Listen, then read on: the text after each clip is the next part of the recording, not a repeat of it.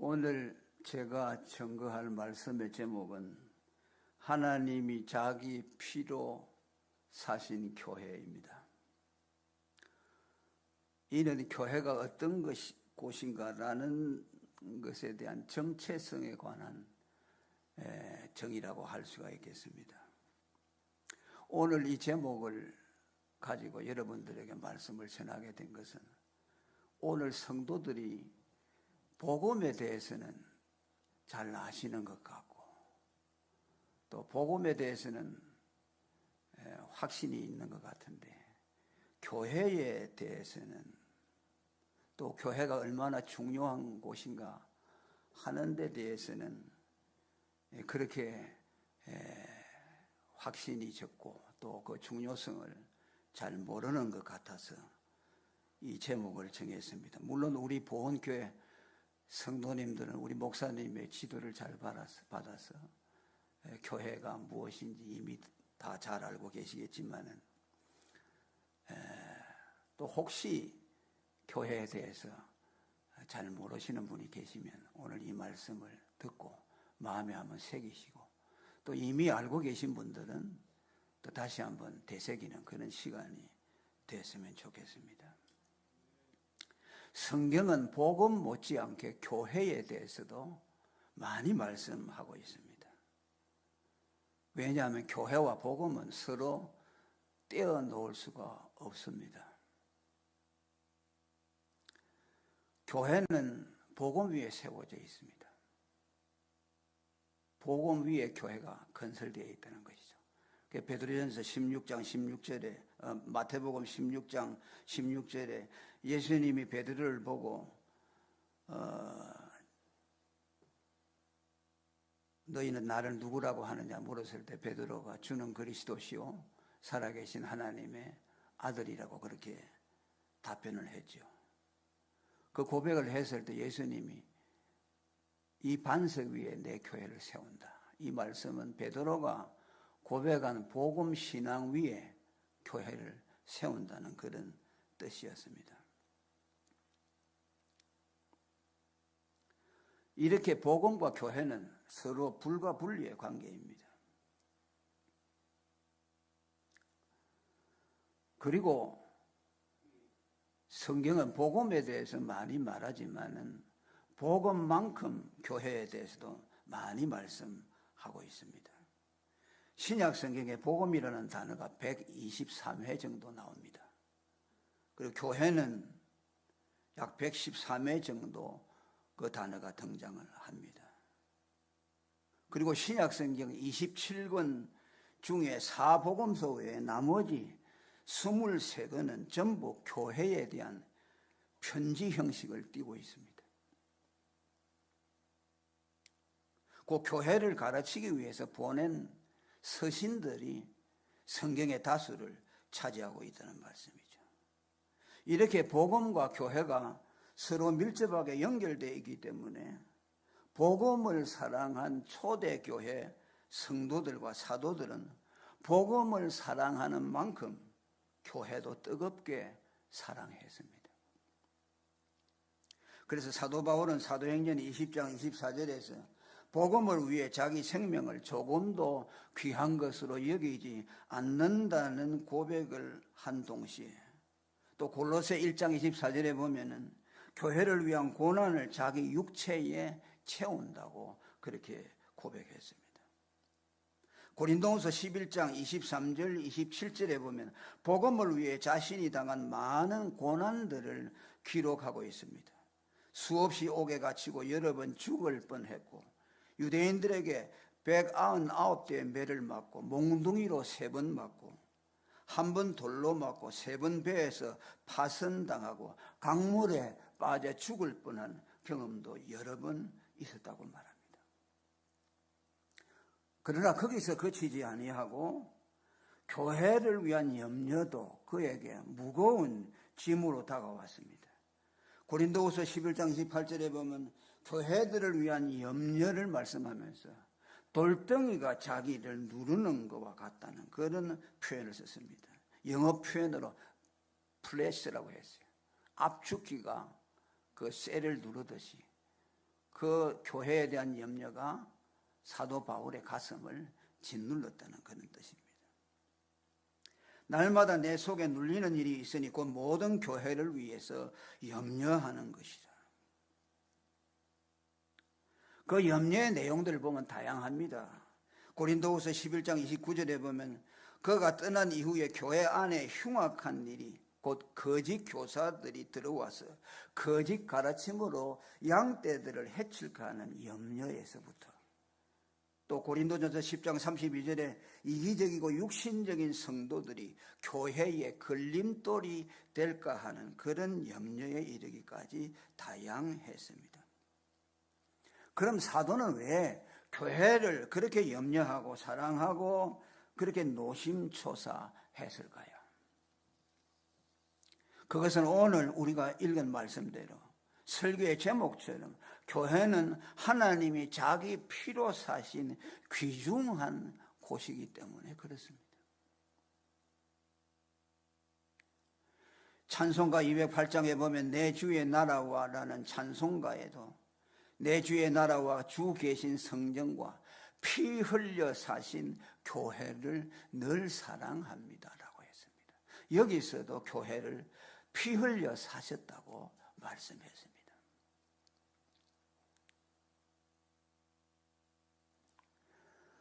그리고 하나님이 교회를 자기 피로 사셨다는 이 말씀도 우리는 주의해 봐야 되겠죠.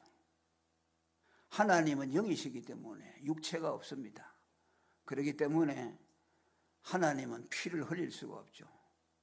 그럼 여기서 하나님이 자기 피라고 한 것은 누구를 말씀할까요? 성자 예수님, 육체를 입고 세상에 오신 성자 예수님이 피를 흘려서 샀다는 그런 뜻이겠죠.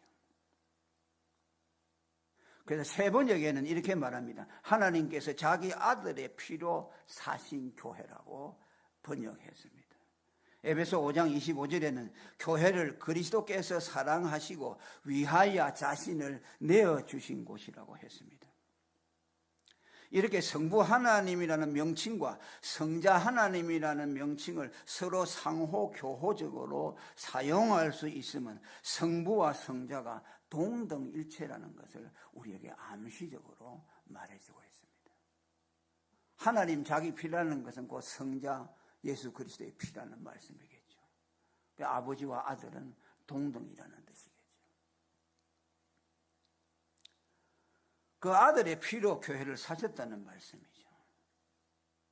교회는 어떤 곳이냐? 하나님이 자기 피로 사신 그곳이 교회라는 말입니다. 그러면은 여러분, 모든 교회가 다 하나님이 자기 피로 사신 교회일까요? 원리적으로는 그렇죠.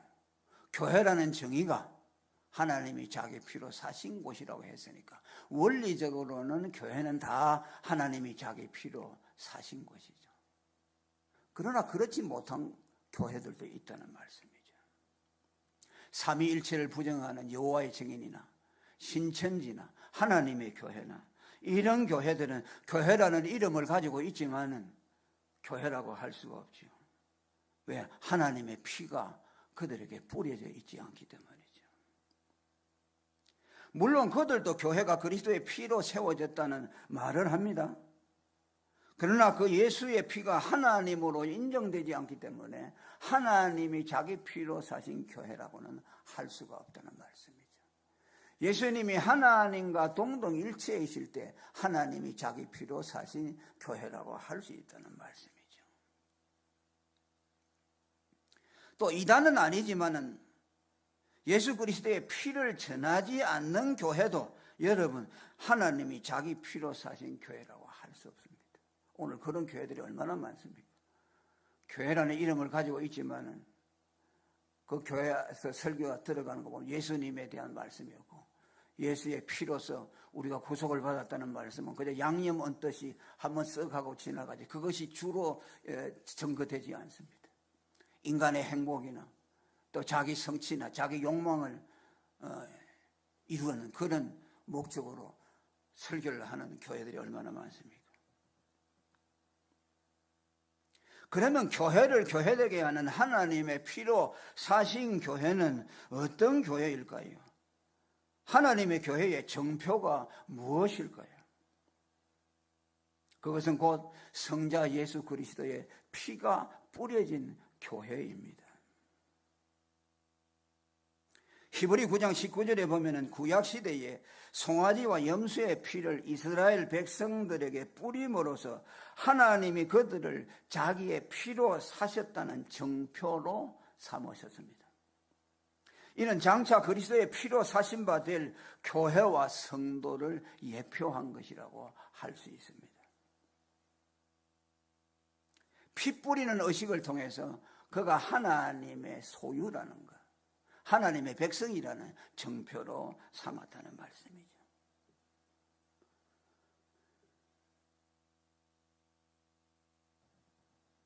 오늘 신약 시대에도 마찬가지입니다. 신약 시대는 교회라는 정표가 어디 있느냐? 하나님이 당신의 피를 뿌린 교회를 당신의 교회라고 인정합니다.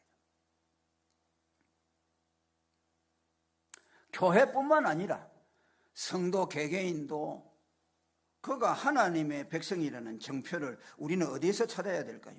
그에게 그리스도의 피가 뿌려져 있는가를 통해서 확인할 수 있습니다. 베드로전서 1장 2절에 구원받은 성도의 별명을 예수 그리스도의 피 뿌림을 얻은 자라고 했습니다. 성도가 누구냐? 예수 그리스도의 피가 뿌려진 자다. 피가 뿌려져 있지 않으면 그는 성도가 아니라는 말씀이죠. 마태복음 22장 11절에도 잔치에 예복을 입지 않은 자가 내어 쫓기는 장면이 나오는데 그 예복을 입지 않는 자는 예수의 피 뿌린 옷을 입지 않는 자를 예표하고 있습니다. 그리스도의 피 뿌림을 받지 않는 자는 그리스도의 소유가 아니기 때문에 예수님과 아무 상관이 없다는 말이죠. 장차 예수님이 오셔서 염소와 양을 구별할 때도 무엇을 보고 구별하느냐? 그에게 예수님의 피가 뿌려져 있는가를 보고서 판단하실 것입니다. 그러면 오늘 교회와 성도는 어떻게 그리스도의 피 뿌림을 받겠습니까? 2000년 전에 갈보리 십자가로 가서 예수님의 그때 흘린 피를 가져다가 교회에 뿌릴까요? 그럴 수는 없죠. 그것은 목사님이 교회에서 예수 그리스도의 피가 죄인들의 성도들의 죄값을 지불한 죄싹시라는 것을 선포하고 성도들이 그 예수님의 피를 자기의 죄값으로 받아들이는 것을 통해서 교회와 성도들에게 그리스도의 피가 뿌려집니다. 성도 여러분, 강단에서 우리 최형철 목사님이 복음을 전하실 때에 그 예수님의 피뿌림의 복음을 들을 때 여러분들은 그 예수님의 죽음을 여러분의 죽음으로 받아들이시길 바랍니다. 예수님이 나를 위해 죽었다는 것을 받아들일 때에 예수님의 피가 여러분들의 영혼 속에 뿌려지도록 되어 있습니다.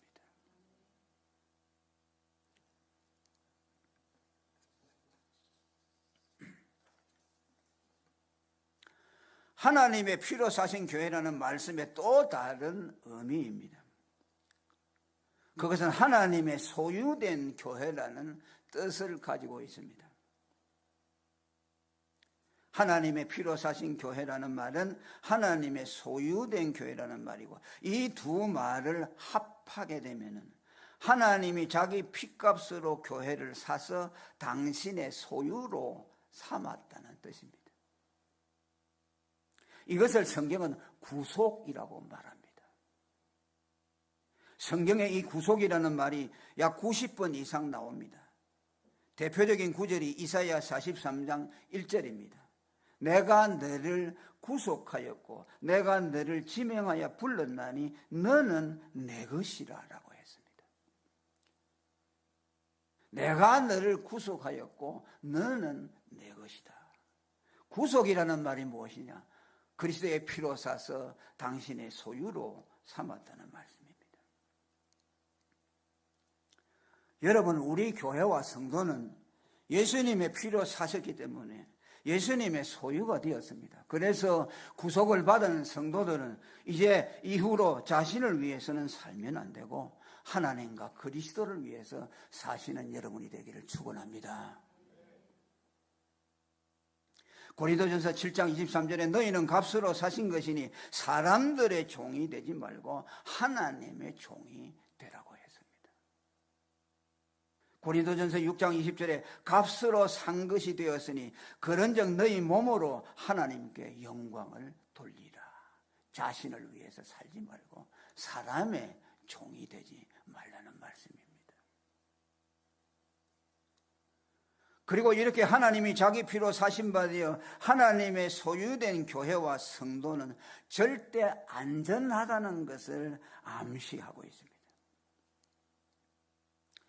아까 이사야 43장 1절의 말씀을 인용했는데 이사야 선지자는 하나님의 구속을 받아 그의 소유가 된 이스라엘을 향해서 너희는 내 손에 있어 절대로 안전하니 두려워하지 말라라고 했습니다. 내가 너를 구속하였고 내가 너를 지명하여 불렀나니 너는 내 것이라 너는 두려워 말라라고 했습니다. 우리가 그리스도의 피로 하나님의 소유가 되었으니 우리 자신을 하나님 위해서 드리고 또 나아가서 하나님의 소유가 된 백성들은 하나님이 그를 절대적으로 보호하시기 때문에 너희는 두려워하지 말라는 뜻입니다.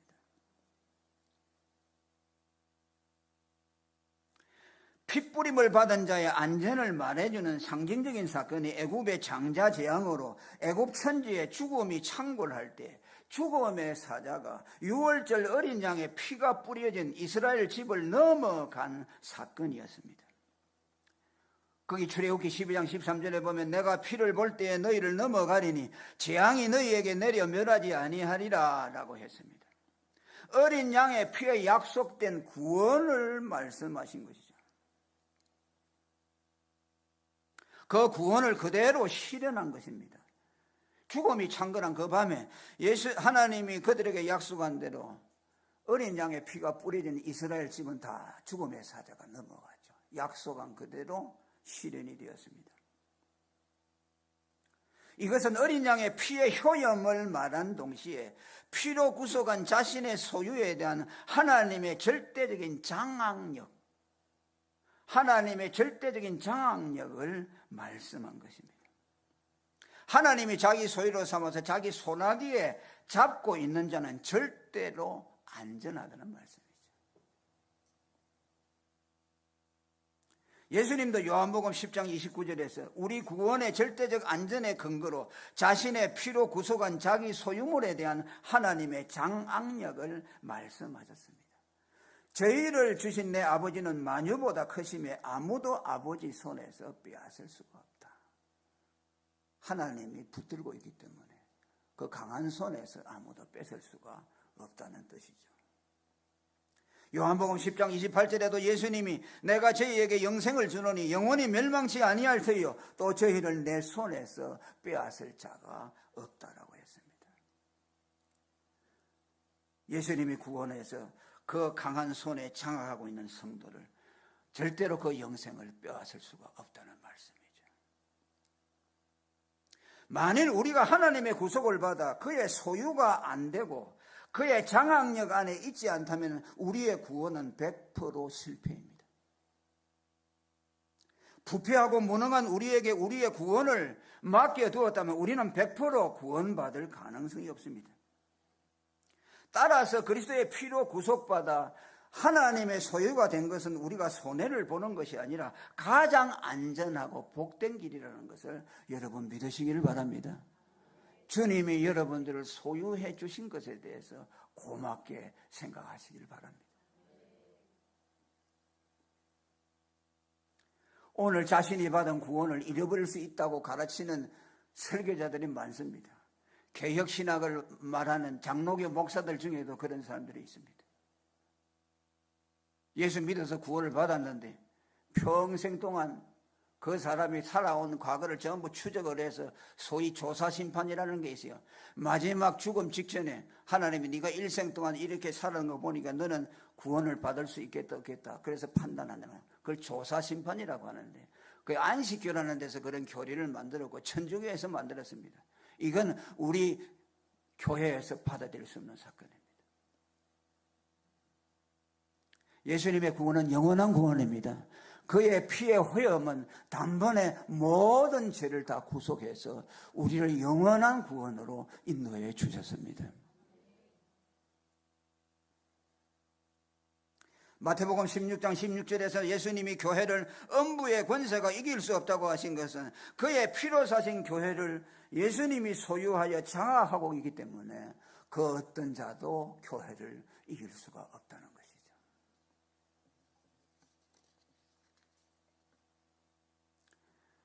그리고 하나님의 피로 사신받은 교회를 성령이 돌보신다고 말씀합니다. 성령이 저들 가운데 너희로 감독자를 삼고 하나님이 자기 피로 사신 교회를 치게 하셨다라고 했습니다. 하나님이 자기 피로 사신 교회를 성령이 돌보신다는 말입니다.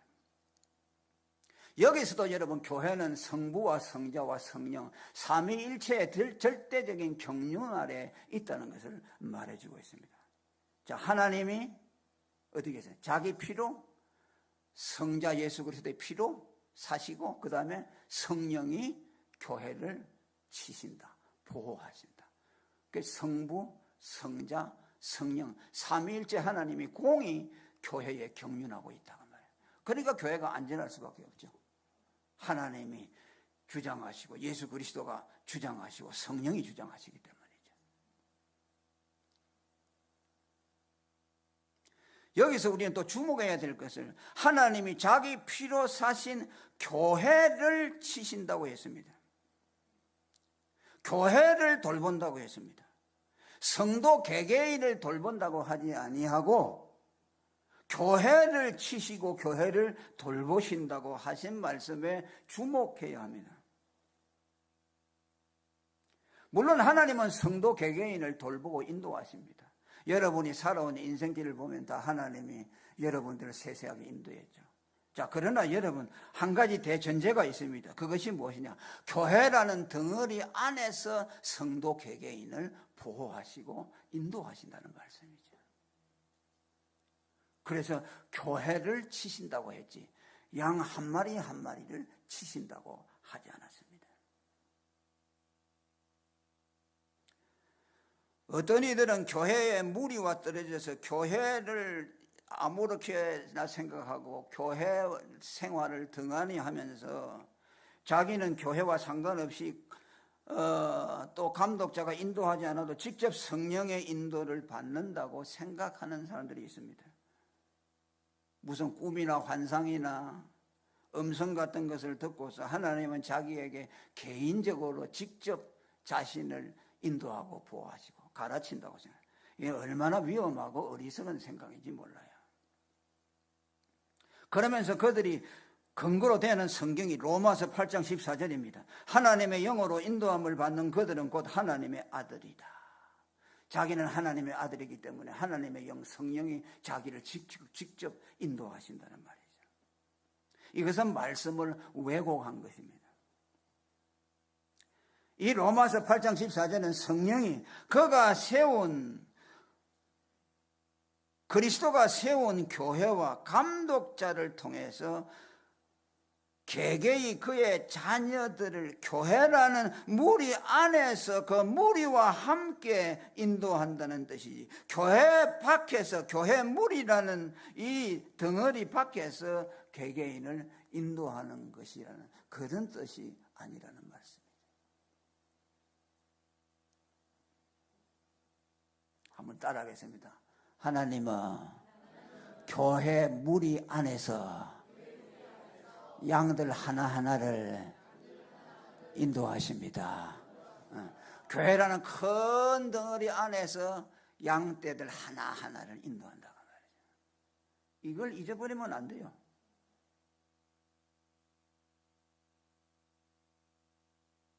하나님은 여러분 교회 밖에서, 교회 무리라는 이 밖에서 개개인을 인도하는 부분은 없습니다. 시편 78편 52절에 현대인의 번역에 보면 이렇게 되는, 그는 자기 백성을 광야에서 양떼같이 인도하셨다라고 했습니다. 자기 백성을 양떼같이, 플록이라고 되어 있어요. 복수형으로 되어 있어요. 하나님은 자기 백성을 광야에서 어떻게 했냐, 덩어리로 인도했다. 플록. 시편 80편 1절에 요셉을 양떼같이 인도하신다. 자, 요셉은 여러분 개인 이름이죠. 개인을 인도할 때 어떻게 하냐, 양떼같이 인도한다. 무더기 안에서 인도한다는 것이죠.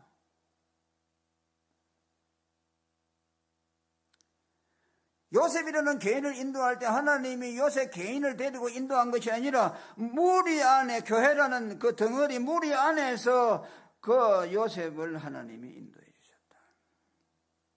따라서 성도가 성령의 인도와 보호를 받으려면 항상 교회 무리 안에 머물러 있어야 합니다. 여러분, 교회를 절대로 소홀히 여기면 안 됩니다. 저는 그런 분들을 많이 봤어요. 교회를 소홀히 해서 무슨 음성을 듣고 환상을 보고 뭐 이상한 사람들 만나면서 여기 오라, 여기 오면 내가 너희들이 인도할 것이다 하면서 그런 사람들 따라다니다가 폐가 망신하는 것들 저는 너무나 많이 봤습니다. 그러면서 목사님들이 애를 태우고.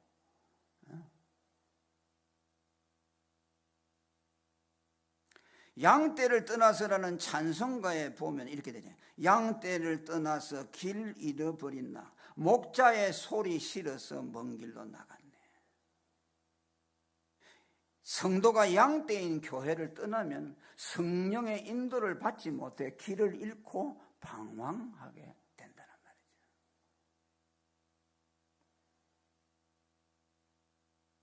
내 선한 목자라는 찬송가에도 나 어찌 목자와 양떼를 떠나서 위험한 곳으로 나갔던가. 양떼인 교회를 떠나면 성령의 인도를 받지 못해 위험에 빠뜨려진다는 말씀입니다. 그리고 교회를 성령이 인도하실 때 성령이 직접적으로 성도들을 인도하는 것이 아니라 감독자를 세워서 하신다고 말씀합니다. 성령이 저들 가운데 너희로 감독자를 삼고 하나님이 자기 피로 사신 교회를 치게 하셨다라고 했습니다. 이 감독자는 오늘 목사님을 말씀합니다. 보험교회의 감독자는 우리 최형철 목사님입니다. 다른 분이 아니에요. 성령께서 보험교회를 사랑하시고 인도하고 보호하시기 위해서 감독자로 우리 최형철 목사님을 보내주셔서 여러분들을 보호하도록 하신 것이에요.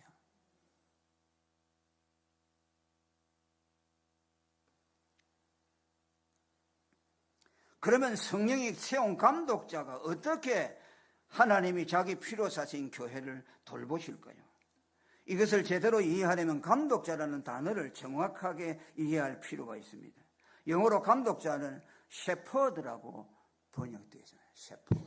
셰퍼드가 뭡니까? 목자라는 뜻이죠.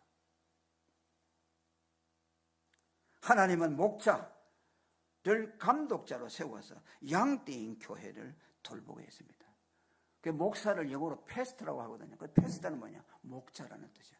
양들을 인도하는 목자라는 뜻이죠. 목자가 양을 돌보듯이 감독자로 하여금 교회를 돌보게 하신다는 말입니다. 그것은 무엇을 통해서? 양떼들에게 꼴을 먹이는 일을 통해서, 교회에 꼴을 먹이는 것을 통해서 감독자를 통해서 교회를 치게 했다는 말이죠. 영어 번역에 보면 교회를 먹이게 했다라고 표현했습니다. 교회를 치게 했다는 말을 교회를 먹이게 했다, to feed라고 되어 있어요. 시편 23편 2절에 목자의 시에도 목자의 역할을 양떼를 푸른 초장 잔잔한 물가로 인도하는 일을 한다고 했습니다. 목사의 사명은 하나님의 말씀을 증거하는 데 있습니다. 그 일을 하도록, 그 양떼들에게 꼴을 먹이는 일을 하도록 하기 위해서 성령이 목사를 감독자로 파송해서 양떼들을 먹이도록 했습니다. 사도 바울도 데살로니가전서 2장 7절과 8절에 보면 교회의 감독자로서의 자기의 역할을 엄마가 자기 자녀를 기른과 같이 복음의 꼴로 교회를 먹이는 일이라고 선언했습니다. 에베소 5장 29절에서 심지어 예수님도 자신이 교회를 위해 하시는 일을 교회를 보양한다라고 해서, 이 보양한다는 말은 먹인다, 피드라고 되어 있어요.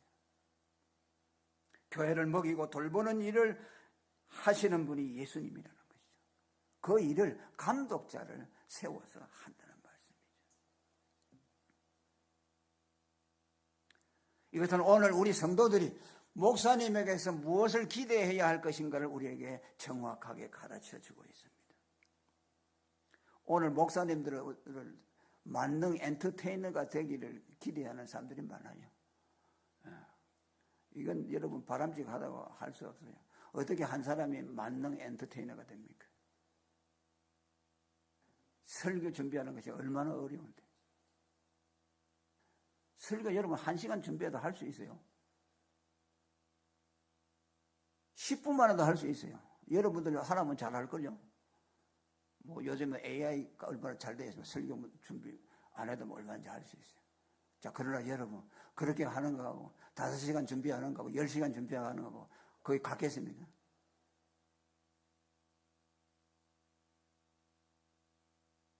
그 여러분 지혜로운 성도들은 목사님이 설교 준비를 충분히 하실 수 있도록 그분에게 시간적인 배려를 해주고, 가능한 한 성도님들이 목사님의 시간을 뺏으려고 하지 않도록 하는 것이 좋아요.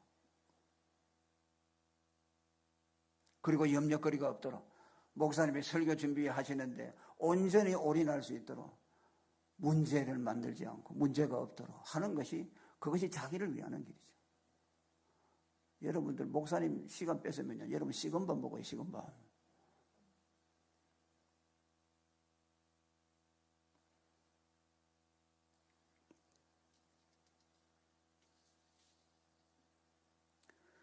그러면 감독자가 교회에 먹이는 꼴이 무엇일까요? 자, 그것은 여러분 그리스도의 살과 피입니다. 예수 그리스도의 살과 피. 아까 교회에 교회된 참 표징이 뭐라고 했습니까? 예수님의 피뿌림을 받는 것이라고 했죠. 같은 맥락이죠. 예수님의 피를 뿌리진 곳이 교회고, 교회는 무엇을 먹느냐? 예수님의 살과 피를 먹는 것. 예수님의 죽음을 먹는 곳이에요. 여러분 성찬식 하잖아요. 성찬식은 뭐입니까? 눈에 보이는 복음이죠. 예수님의 죽음을 나의 죽음으로 받아들인다는 것이 성찬식이죠. 예수님의 살과 피를 떡과 포도주를 마시면서 먹으면서 예수님의 죽음을 영접하는 것이죠.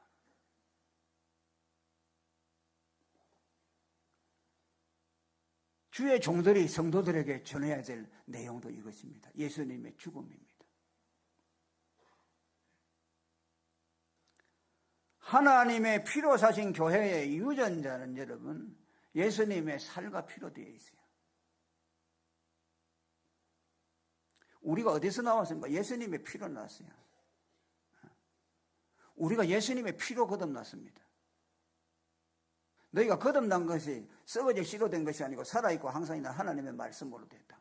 그 하나님의 말씀을 뒤에 뭐라는가? 너희가 전하는 그리스도의 복음이다라고 말합니다. 복음이 예수님의 죽으심이죠.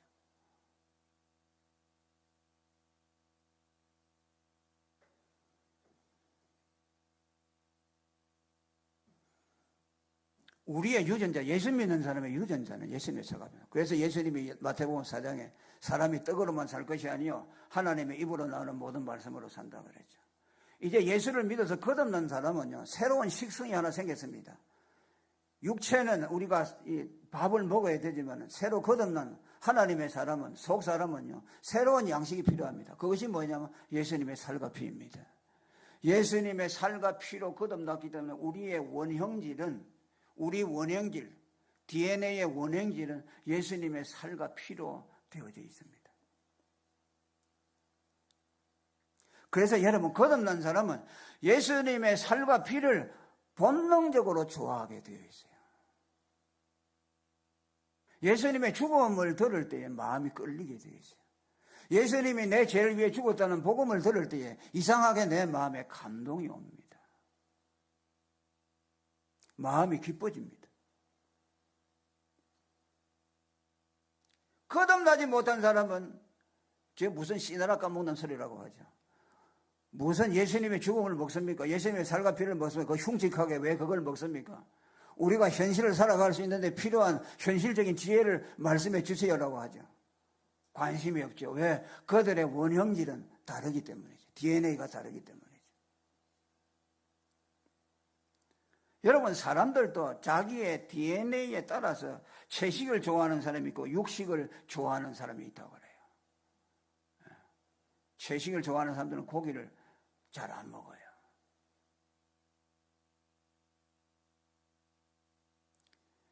갈보리산 위에라는 찬송가사에 보면은 멸시함을 받은 주의 십자가에 나의 마음이 끌리도다. 이상하게 십자가에 마음이 끌려요.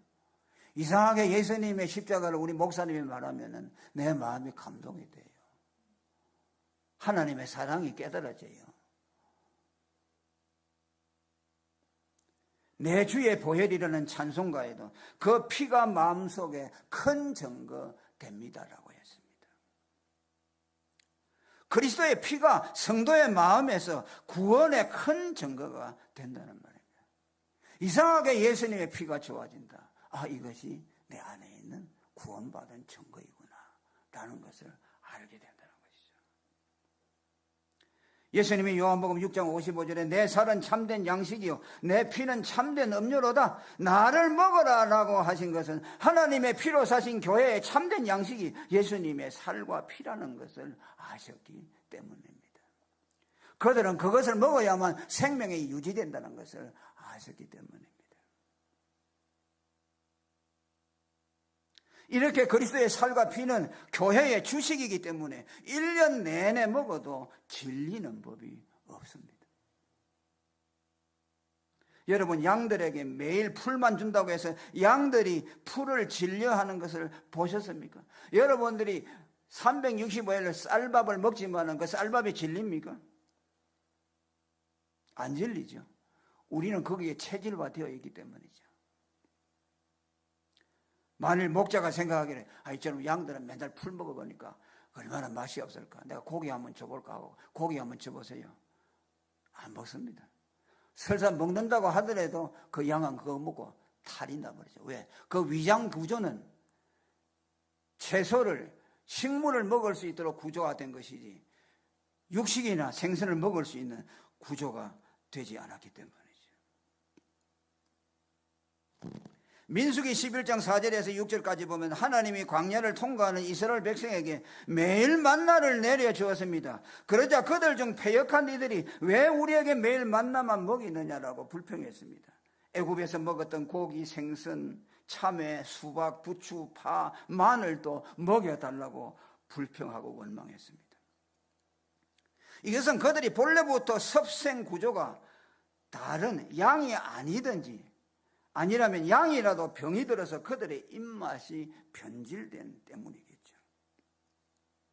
예수님은 요한복음 6장 51절에서 이렇게 만나를 거부하는 부패한 이스라엘 조상들을 소환하면서 그들의 후손인 유대인들을 향해서 오직 내가 너희에게 줄 떡은 내 살이다. 내게서 다른 것 기대하지 말고 내 살을 먹으라고 하셨습니다.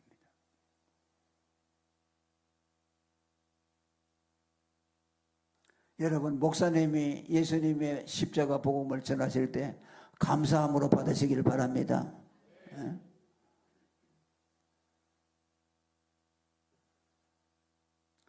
이렇게 교회가 그리스도의 죽음이 증거되고 그 교회에서 예수님의 십자가 대속이 증거되고 회중들이 그것을 받아들일 때에 여러분, 성령이 교회 회중에 임재하십니다. 성도들을 품어주십니다. 예수님의 십자가의 복음이 선포되는 그곳에 성령이 임재해서 성도들을 품어주기 시작하십니다. 창세기 1장 2절에 하나님의 신은 수면에 운행하시니라는 말씀이 나오는데, 이 말씀은 암탈기 병아리를 품듯이 성령이 수면을 품고 있다는 뜻입니다. 이는 성령이 그리스도의 죽음을 영접하는 교회와 성도들을 품으신다는 것을 예언하고 있습니다. 그리스도의 죽음이 선포되고 그 죽음을 받아들이는 곳에 성령의 임재에서 그들을 암탈기 병아리를 품듯이 품어주신다는 말씀이죠. 왜 그렇습니까? 성령은 그리스도와 동등일체이시기 때문에 그리스도의 죽음이 나타나는 곳에 성령이 반드시 임재하시기 때문입니다. 예수님의 십자가 복음이 증거되는 곳에 성령은 반드시 나타나십니다.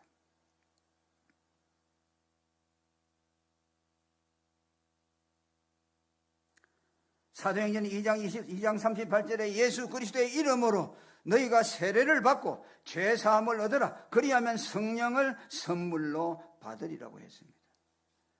자, 예수 그리스도의 이름으로 세례를 받는다는 것은 무엇입니까? 예수님의 죽음과 연합한다는 것이죠. 세례는 예수님의 죽음에 내가 퐁당 빠지는 겁니다. 물속에 빠진다는 것은 예수님의 죽음에 물속에 빠지는 것이죠.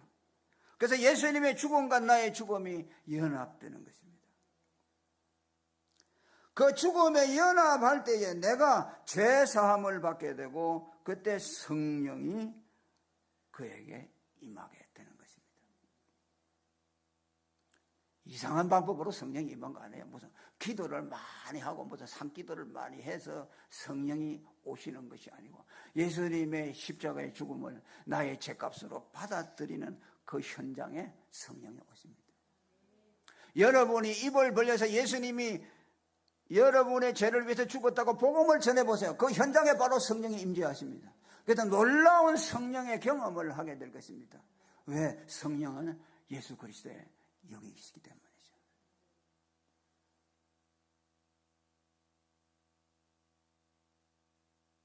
사도행전 10장 43절에 베드로가 백부장 고넬료의 집에서 그리스도의 복음을 말할 때 성령이 그 말씀을 듣는 회중 위에 내리신 사실을 우리는 봅니다. 그것이 바로 복음이 선포되는 곳에 성령이 임재한다는 것을 확정해 주었습니다. 거기 보면 죄를 믿는 사람들이 다 그 이름을 힘입어 죄사함을 받는다 하였느니라 라고 베드로가 설교하니까 이 말을 할 때 성령이 말씀 듣는 모든 사람에게 내려오셨다라고 했습니다. 예수님의 죽음과 죄사함의 복음을 말하니까 그 말을 듣고 있는 그 회중 위에 성령이 내리셨다.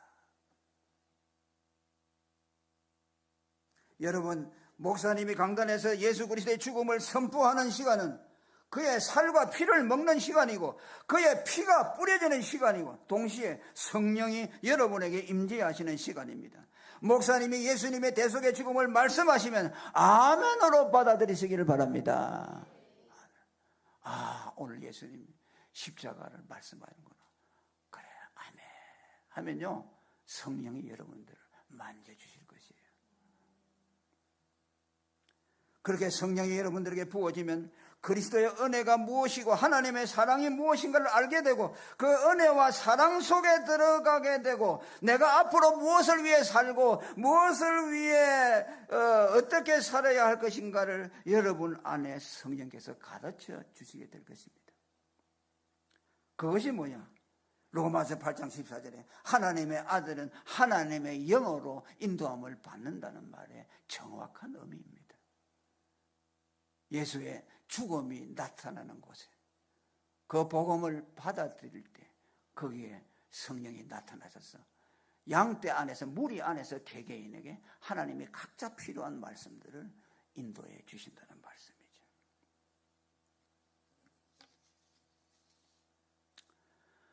말씀을 맺겠습니다. 하나님의 피로 사신 교회라는 제목으로 설교했습니다.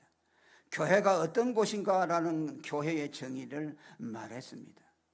교회는 하나님의 피로 사신받은 곳이 참된 교회이며 하나님의 피로 사신 교회의 정표는 그리스도의 피뿌림을 받은 것이라고 했습니다.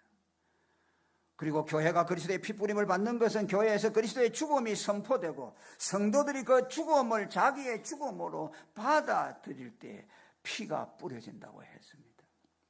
그리고 하나님의 피로 사신받은 교회를 성령이 돌보시고 인도하신다는 것도 말씀했습니다. 이는 성령이 교회 무리, 덩어리 전체를 인도하신다는 말이고, 개인도 그 교회 무리 안에서 인도받는다는 거 꼭 기억하시기를 바랍니다. 언제나 교회 안에 머물러 계시기를 바랍니다. 교회를 소홀히 하지 마세요.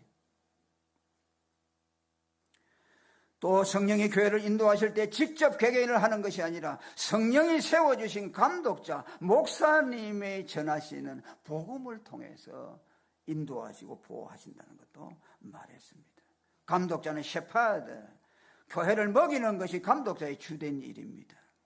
여러분들은 목사님이 설교를 잘 준비할 수 있도록 충분히 배려해 주시기를 바랍니다. 목사님의 시간이 뺏기지 않도록 하시고, 목사님 마음속에 무슨 염려거리가 없는가, 우리 목사님은 건강하신가, 설교 준비하시는데 장애가 없는가, 늘 여러분 노심초사하시고 기도해 주시기를 부탁을 드립니다. 그것이 여러분들이 복을 받는 길이에요.